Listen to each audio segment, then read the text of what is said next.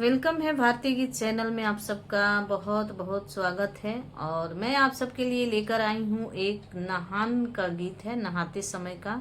जब बेटी या लड़का या लड़की नहाते हैं लोग, उस समय का गीत है। कैसा लगेगा आप लोग जरूर बताइएगा। तो आइए सुनते हैं, सपोर्ट बनाए रखिए अपना। ललका साड़िया हो हरियर का साड़िया, या माँ कौन सड़िया दे नहाए के बेरिया।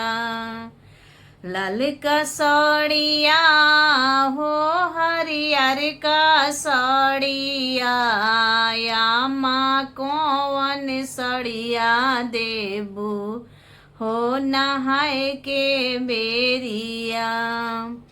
ललका साड़िया हो हरियर का साड़िया, चाची कौन साड़िया दे बू नहाए के बेरिया। ललका साड़िया ना हरियर का साड़िया, बेटी पियर सड़िया दे बो नहाए के बेरिया। ललका साड़िया ना हरियर का साड़िया, बेटी पियर सड़िया दे बो नहाए के बेरिया।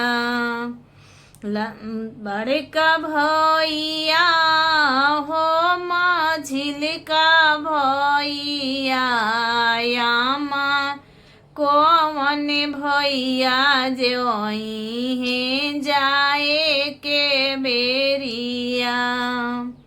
बड़का भैया हो माझिल का भैया, आमा कौन भैया जोई है जाए के बेरिया। बड़का भैया हो नमझिल का भैया, बेटी हो छोटका भैया जोई है जाए के बेरिया।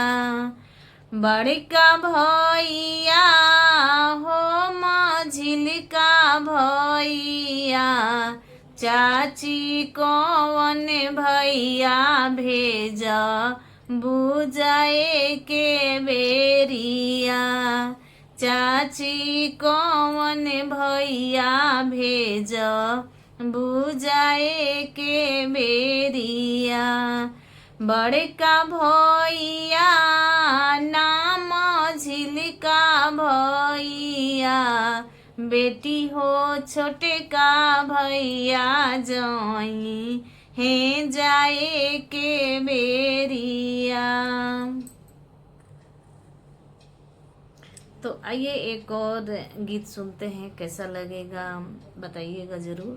तो नहान का ही गीत है, अच्छा है। अरे मई बोड़े बोड़े बोए गन के चकले चकले पाते। अरे मई बोड़े बोड़े बोए गन के चकले चकले पात।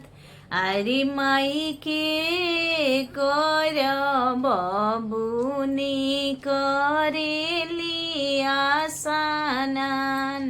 अरे माई के कर बबुनी करेली आसानान। अरे माई गोले गोले बोए गन के चकले चकले पात।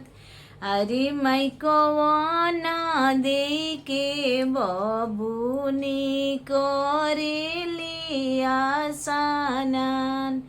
अरे माई कौन दे के ननदी करेली आसाना।